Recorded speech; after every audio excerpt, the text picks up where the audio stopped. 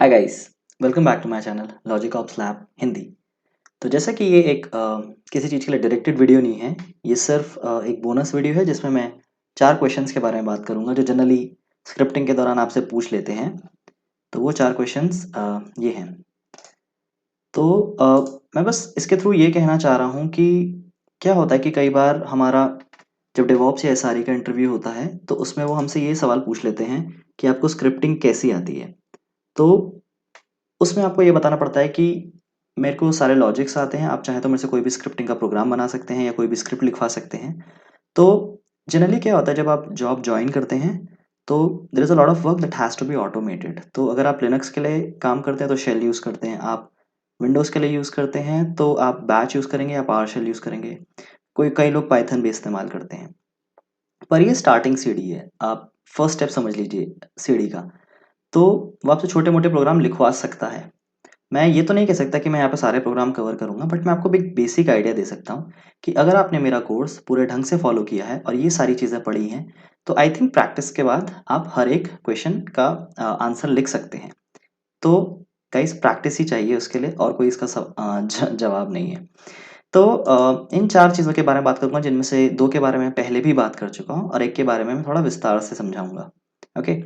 तो पहले बात कर लेते हैं हम अरे लेंथ के बारे में। तो अरे लेंथ में जनरली क्या होता है कि इसमें कोई फंक्शन, जब हम ऑलरेडी जानते हैं कि फंक्शन नहीं होता है, तो हम अरे लेंथ कैसे कैलकुलेट करते हैं? तो इसमें वो आपकी 2 तरह की नॉलेज चेक करता है। पहला तो आपका ये चेक करेगा कि आपको अरे लिखना आता है कि नहीं, और अरे लिखते हैं तो कैसे लिखते हैं। तो वो आपका सिंटैक्स चेक करेगा सबसे पहले कि आपको सिंटैक्स लिखना आता है कि नहीं। वो आपसे क्वेश्चन पूछ सकता है कि इंडेक्सिंग क्या होती है, कहाँ से स्टार्ट होती है, कहाँ तक ले जा सकते हैं, कोई और तरीका है इसे लिखने का।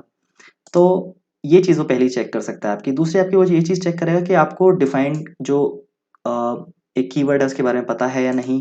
मैं ऐसा नहीं कह रहा कि इसी के थ्रू ये प्रोग्राम हो सकता है, ये स्क्रिप्ट किसी और चीज़ के थ्रू भी लिखी जा सकती है, ये लॉजिक किसी और चीज़ के थ्रू भी लिखा जा सकता है। फिर वो आपको ये चेक करेगा, बट आप उसे इम्प्रेस कर सकते हैं कि ये चीज़ मेरे को आती है और ये चीज़ मैंने करी है, so that's it it can work that way. फिर आपको वो ये चेक करेगा कि आपको गो टू के बारे में पता है, क्योंकि मोस्टली क्या होता है कि फंक्शंस तो इसमें होते नहीं हैं, तो आप गो टू का और कॉल का इस्तेमाल करके फंक्शंस बनाते हैं। तो वो ये भी समझ जाएगा कि आपको लूप्स माय लूप के तो मैंने तो नाम दिया है माय लूप इसे। अब वो ये पहचान जाएगा कि आपको कॉल कराना आता है, गो टू फंक्शन के बारे में बताता है। तो मैं एक बार आपको वॉक थ्रू कर देता हूँ इससे। तो यहाँ पर मैंने एरे के अंदर जो है वो 4 इंडेक्स तक वैल्यू डाली है। माय एर मेरी एरे का नाम है। 0 1 2 3 जो है वो इंडेक्स है और उसमें वैल्यू है 1 2 3 4।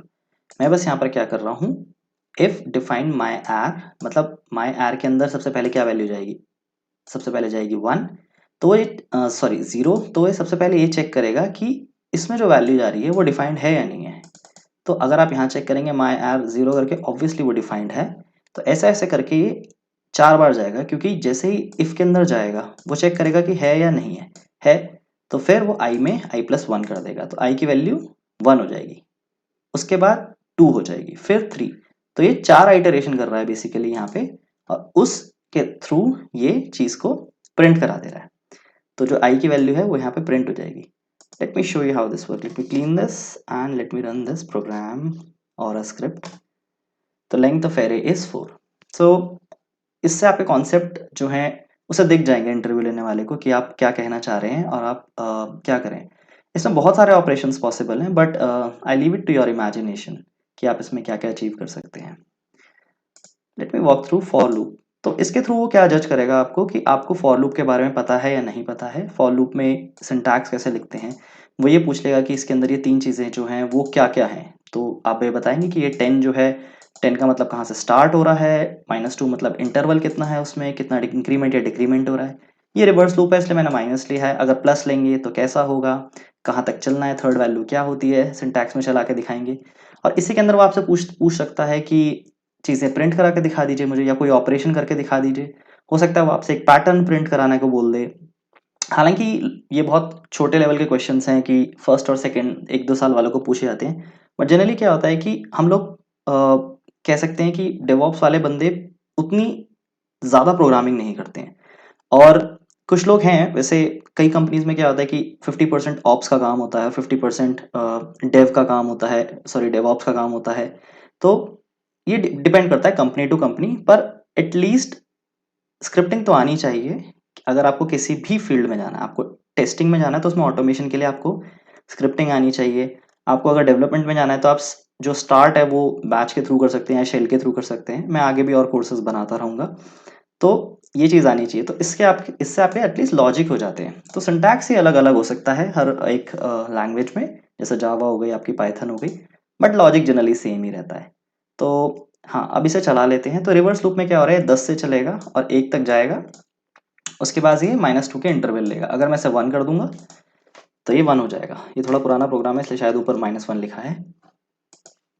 लेट मी रन दिस,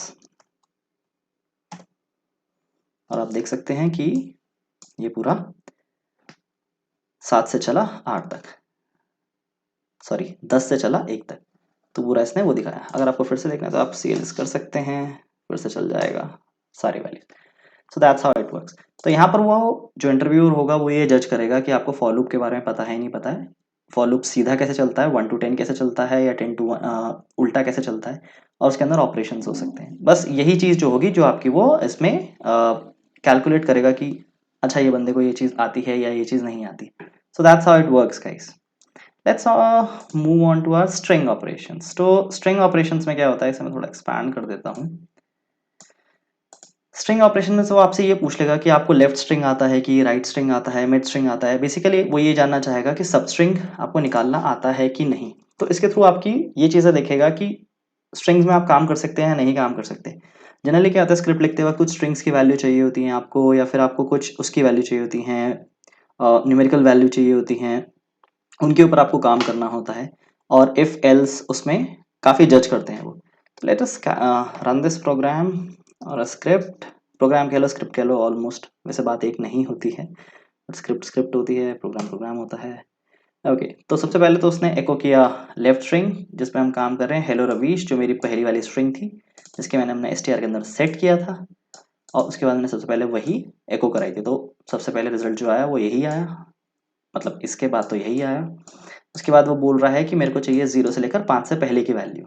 तो 0 से स्टार्ट हो जाइए, तो 0 1 2 3 4 5। तो 5 क्या है, आर है, और 5 से पहले पहले की 5 वैल्यूज, तो वो आ गई हेलो। तो मेरा ये हेलो प्रिंट हो गया। तो यहाँ आपको जज करेगा कि आपको एटलीस्ट सबस्ट्रिंग निकालना आता है। कई बार क्या होता है, कोई यूआरएल आपको आ जाता है किसी स्क्रिप्ट में लिखने के लिए, उस यूआरएल में से आपको सिर्फ कुछ चीज़ें चाहिए होती हैं, और उस यूआरएल में आगे कुछ आगे कॉन्कैटिनेट करना होता है आपको। तो उन सब चीज़ों को करने के लिए आपको स्ट्रिंग ऑपरेशन आने चाहिए। सो that's how it works guys. Okay, let's move on to our one of the very famous questions, Fibonacci series. कई लोग इसे फिबोनाची कहते हैं, कई लोग कुछ और कहते हैं, मैं फिबोनाची कहता हूँ। इसमें हम 2-3 चीज़ें सीखेंगे आज। पहला कि आपने अभी तक सीखा है कि REM के थ्रू हम किसी भी चीज़ को रेम करते हैं तो उसका मतलब वो कमेंट हो गई। आप इसे डबल डॉट से भी कर सकते हैं। ये एक तरीका है इसको बहुत सुंदर दिखाने का। क्या होता है कि जब आप प्रोफेशनल लेवल पे स्क्रिप्ट बनाना चालू करते हैं तो कुछ ऊपर दिखाना पड़ता है कि आपने क्या करवाना चाह रहे हैं, आप इसमें किसने बनाई है। तो अगर आप इसके आगे नीचे लाके 2-2 डॉट लिख देंगे और उसमें लिख देंगे ऑथर, तो आप अपना नाम भी लिख सकते हैं, ऐसे लिख सकते हैं। तो ये थोड़ा प्रोफेशनल लगता है, ज़रूर कीजिएगा ये सब। उसके बाद हम क्या कराएंगे, इसको प्रिंट कराएंगे। लेट मी क्लीन दिस, और मैं इसे साइड में ले जाता हूँ ताकि आपको प्रोग्राम पूरा दिख सके। अगर मैं प्रोग्राम या स्क्रिप्ट बोल दूँ तो माइंड मत कीजिएगा, मेरा मतलब हमेशा स्क्रिप्ट होता है एटलीस्ट इस केस में। तो राइट, तो मैं यहाँ ले जाता हूँ, इसे साइड कर देते हैं, तो हमें अच्छे से पूरी स्क्रीन दिखेगी। ओके, तो सबसे पहले अंडरस्टैंड करते हैं कि फिबोनाची सीरीज होती क्या है। फिबोनाची सीरीज में क्या होता है कि हमेशा हमें पहली 2 टर्म्स का जो एडिशन होता है वो लास्ट वाली टर्म में लिखना, नेक्स्ट टर्म में लिखना होता है। तो फॉर एन एग्जाम्पल, अगर मैं यहाँ पे कोई टर्म लिख रहा हूँ 0 और 1, राइट साइड में देख सकते हैं आप, तो अगला टर्म उसका 1 होना चाहिए, क्योंकि 0 और 1 का जो ये कुछ गलत दब गया मुझसे। ओके, 0 1 इनका टोटल क्या है 1, तो अगली टर्म आएगी 1। फिर उसमें देखेंगे कि 1 और 1 का टोटल क्या है 2, तो अगली टर्म 2 आएगी।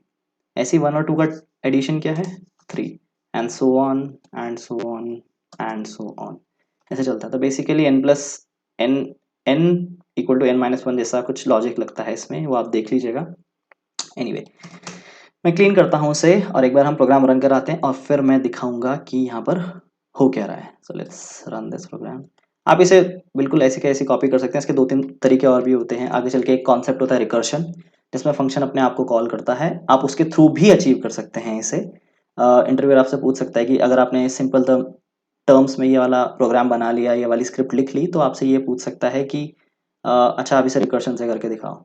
तो मैं बस इतना बता सकता हूँ अभी, या कि रिकर्सिव फंक्शन एक ऐसा फंक्शन है जो अपने आप को कॉल करता है। तो function calling itself is called a recursive function, और इस कॉन्सेप्ट को या इस फिनोमेना को हम रिकर्शन कहते हैं। तो ये बहुत फेमस क्वेश्चन है फिबोनाची उसके लिए यूज़ करने के लिए। तो आप चाहें तो इसे लिख सकते हैं वैसे भी, बट ये मैं आप पे छोड़ूंगा। आप प्रैक्टिस कीजिए, लिखिए, और कोई प्रॉब्लम हो तो कमेंट सेक्शन में ज़रूर लिखिएगा। एनीवे, इसे रन कराते हैं और हम देखते हैं कि 0 से लेकर 8 1 2 3 4 5 6 वैल्यूज़ आई हैं हमारे पास। 6 है, 7 है, 7 वैल्यूज़ है हमारे पास। सो अब यहाँ पे चेंज कर दीजिए, ये थोड़ा गलत है। एनीवे, तो 0 और 1 का टोटल 1 होता है, 1 और 2 का टोटल 3 होता है, 2 और 3 का टोटल 5 होता है, 3 और 5 का 8 एंड सो ऑन। तो अगर मैं यहाँ पर 8 कर देता हूँ तो ये आगे तक वैल्यूज दिखाएगा। ये देखिए, तो 8 और 13 का टोटल होता है 21 एंड सो ऑन, जितना भी आप लिमिट देते हैं। तो इसे समझने की कोशिश करते हैं। ये एक बहुत बढ़िया कॉन्सेप्ट है, इसे मैं फिर से समझाऊंगा। मैंने इसे पहले भी समझाया था, मैं फिर से समझाऊंगा। तो क्या होता है कि सबसे पहले तो हम एक वैल्यू ले लेते हैं x1। ये प्रोग्राम टू बी ऑनेस्ट आपको इंटरनेट पे भी मिल जाएगा ऐसे का ऐसे ही, क्योंकि बहुत बड़ी कम्युनिटी है और कम्युनिटी में कोई ना कोई इसका आंसर डालता रहता है, और इससे अलग आंसर भी हो सकता है। ओके, तो सबसे पहले तो हमने क्या करा, x1 में एक वैल्यू डाली 0, उसके बाद हमने x2 में एक वैल्यू डाली 0 और एको कराया। मैं ये बताऊंगा कि मैंने ये एक्सक्लेमेशन का इस्तेमाल क्यों किया है। पहले हम लॉजिक की तरफ चल लेते हैं। तो सबसे पहले उसने एको किया x1, तो x1 में वैल्यू क्या थी, 0। तो सबसे पहले क्या प्रिंट हो गया, 0। इसे मैं क्लीन कर देता हूँ और एक बार फिर से चला के आपके सामने सारी चीजें दिखा देता हूँ। तो 0 आ गया यहाँ पे, ठीक है। उसके बाद क्या हुआ, फॉर लूप लगा हमारा, आई से चलना स्टार्ट हुआ। भाई बताया था मैंने कहाँ से चलना स्टार्ट होता है, कहाँ तक चलता है और कितना इंक्रीमेंट होता है। तो 1 से चलेगा, 1 से चलेगा, 8 तक चलेगा और 1 का इंक्रीमेंट होगा। डू उसके अंदर हम पूरा ऑपरेशन लिख रहे हैं। देखिए यहाँ से स्टार्ट हो रहा है और यहाँ तक, तो इसका मतलब पूरा एक ही ऑपरेशन है। एनीवे, डबल से हमने डबल कोलन से हमने रेम लगाया, बेसिकली कमेंट किया सेट ए। जैसे सेट हम कोई भी न्यूमेरिकल वैल्यू करते हैं तो हमें ए का इस्तेमाल करना होता है, ये मैं बता चुका हूँ पहले भी। x3 में हम दो वैल्यू को ऐड करें, तो x1 में अभी वैल्यू क्या थी, x1 में वैल्यू थी 0 और x2 में वैल्यू क्या थी 1। तो अभी x3 के पास क्या है, x3 के पास हो गया 0 + 1 1, ठीक है। अभी स्वैप कर दीजिए वैल्यूज को। तो x2 का x1 में डाल दो, x3 का x2 में डाल दो, ठीक है। तो x1 में अब क्या आ गया सोचिए, और x3 में क्या आ गया सोचिए। तो x3 में यहाँ पे जो वैल्यू थी वो आ गई, यहाँ 1 थी, तो अभी x2 के अंदर 1 है और x1 के अंदर फिलहाल 1 है, ठीक है। उसके बाद उसने x1 प्रिंट करा दिया, तो यहाँ पर आ गई वैल्यू 1। दोबारा ये लूप चला, क्योंकि चलना है ऑब्वियसली। दोबारा ये लूप चला, 8 तक चलेगा, 8 बार ही चलेगा। उसके बाद अभी x की वैल्यू क्या हुई, x3 की वैल्यू क्या हुई। इसमें x1 में क्या है 1 है, क्योंकि यहाँ पे प्रिंट हुआ था। x2 में क्या है, x2 में 2 है। लेट मी चेक, मैं खुद सेकेंड आइटरेशन, हाँ x2 की वैल्यू 2 है। अभी फिर यहाँ पे नीचे आने वाले में x1 की वैल्यू जो थी उसमें x2 की वैल्यू आ जाएगी, और x2 के पास क्या था सोचिए, x2 के पास 1 था और x3 के पास क्या था 2, तो यहाँ पे 2 आ जाएगा। नीचे आया, उसने वैल्यू प्रिंट कराई 1। अब यहाँ पर चीजें इंटरेस्टिंग होना चालू होंगी। वापस जाते हैं, अभी उसने क्या किया, x3 में आया, x3 में क्या आया, x3 में वैल्यू आ गई आपकी सेकेंड आइटरेशन में 1, x3 में वैल्यू हो गई आपकी। तो यहाँ पर जो थर्ड आइटरेशन हो रही है, तो x1 की वैल्यू फिलहाल 1 है, x की वैल्यू 2 है और x3 की वैल्यू उनको जोड़ के बनती है 3। उसके बाद हम नीचे आ जाते हैं, x2 की वैल्यू क्या थी 2, तो 1 में आ गई, और x2 में आ गई, x3 की वैल्यू वो थी 3, तो अभी x1 प्रिंट करेगा तो यहाँ पे 2 प्रिंट हो जाएगा एंड सो ऑन। तो ऐसे ही चलता रहेगा और ये प्रिंट कर देगा। तो ये तो हो गया आपका कॉन्सेप्ट फिबोनाची सीरीज का। तो ये क्वेश्चन बहुत ही कॉमन है गाइस, तो आपसे पूछा जा सकता है। अब हम बात करते हैं बहुत ही इंपॉर्टेंट चीज़ की, वो है set local enable delayed expansion. हम इसका इस्तेमाल क्यों करते हैं। अगर मैं यहाँ पे से क्लीन, अभी मैं क्लीन नहीं करूँगा, अब मैं क्या करता हूँ, इसे रैम कर देता हूँ। तो अगर मैं इसे यहाँ पे रैम करता हूँ, अब हम देखते हैं रिजल्ट्स कैसे आते हैं। तो CLS नहीं करते, इसे दोबारा रन कराते हैं। Missing operator. सबसे पहली चीज़ कि जब हम सेट लोकल में उसके बाद एनेबल डिलेड एक्सपेंशन करते हैं, यानी इसका मतलब जो डिलेड वेरिएबल एक्सपेंशन है वो ऑन है इस वक्त, तो उसमें क्या हो रहा है कि जब भी हमें वैल्यूज जो होंगी वो इस्तेमाल करनी होंगी, वो एक्सक्लेमेशन से करते हैं और परसेंटाइल से नहीं करते। जैसा कि मैं पहले बोल रहा था कि मैं बाद में बताऊंगा कि ऐसा क्यों होता है, तो वो इसलिए ही होता है। तो जब भी हमें वैल्यू रेफरेंस करानी होगी परसेंटाइल से नहीं कराएंगे, हम वैल्यू रेफरेंस कराएंगे एक्सक्लेमेशन मार्क से। तो पहली चीज क्लियर हो जाती है, ठीक है, ये हमेशा यही हो रहा है। सेकेंडली क्या होता है कि एनेबल डिलेड एक्सपेंशन में, तो एक तरह से ये आइडिया है एक्सपैंड करने का variable right before when we need them rather than right before the command. तो क्या होता है कि जब भी ये एक एक करके कंपाइलर इसे पढ़ता है, तो उसके लिए ये 4-5 लाइनें नहीं है, उसके लिए एक ही कमांड है, क्योंकि यहाँ पे डू स्टार्ट हो रहा है, वो हो रहा है। तो अगर मैं ऐसे उठा के एक ही जगह लिख दूं तो काम बन जाएगा मेरा, ऐसा हो जाएगा। तो जब भी उसे वेरिएबल दिखता है, ठीक है, तो वो जाके उसे वैल्यू असाइन कर देता है। और एक सिंपल लैंग्वेज में बोलूं इंग्लिश में, इसकी डेफिनेशन ऐसे समझ सकते हैं कि it is the idea of expanding variable right before we need them rather than right before the command. तो कैसे कह सकते हैं कि the way actually this batch file works, तो वो क्या करती है, it checks for variables before it executes. So the line of command और आप कह सकते हैं कि code then injects those variable in the command before it runs. तो रन करने से पहले वो जो वेरिएबल हैं उनको असाइन किया जाता है। जो मैंने इंजेक्ट बोला उसका मतलब असाइन किया जाता है। तो उससे जनरली लोगों को समझ में नहीं आता है, कंफ्यूजन हो जाता है। इसे हम हमेशा स्टार्ट में ही रखते हैं, क्योंकि क्या होता है कि मान लीजिए आपने एक फॉर लूप लगाया और जनरली इसे फॉर लूप के साथ यूज करते हैं। फॉर लूप का कॉन्सेप्ट जो है वो इसी कॉन्सेप्ट कह रहा हूँ, स्कोप जो है वो इसके अंदर है, ठीक है। तो आपकी जो वैल्यूज होगी ना, इसके अंदर कोई आप सेट करेंगे और वो वही वैल्यू अगर आप बाहर सेट करेंगे तो दोनों डिफरेंट रिजल्ट देंगी। तो हम बस ये चाहते हैं कि उसकी लेटेस्ट वैल्यू यूज हो। So that's why we keep it at the start so it can be used globally. और अगर आप इसको करते हैं, यूज करते हैं, तो it uses the most updated version of variable and not the explain outside. तो इसके अंदर फॉर के अंदर अगर इसकी वैल्यू चेंज हो रही है ना, तो वो अपडेटेड वैल्यू यूज करेगा, नहीं तो वो बाहर वाली वैल्यू यूज करने लगेगा जो ग्लोबली एक्सपैंड हो रखी है। तो इसीलिए इसे ग्लोबली एक्सपैंड नहीं, इसे ग्लोबली डिक्लेयर हो रखी है। तो इसीलिए हम एनेबल डिलेड एक्सपेंशन का इस्तेमाल करते हैं। अगर आपको कोई भी कंफ्यूजन है अभी, तो आप बता सकते हैं नीचे कमेंट सेक्शन में। I will explain it. इसे दोबारा से मैं एक बार रन करता हूँ, मेरा रिजल्ट आ जाएगा मुझको। तो आई थिंक आपको ये चीज़ समझ में आ गई होगी। अगर कोई भी कंफ्यूजन है तो feel free to drop down a message और हम उसे एड्रेस करेंगे। Okay, so thanks guys, I will see you in the next course now, क्योंकि अभी इस पे वीडियो नहीं बनाऊंगा, मैं कोई और सा कोर्स चालू करूंगा। Thanks guys, take care, bye bye.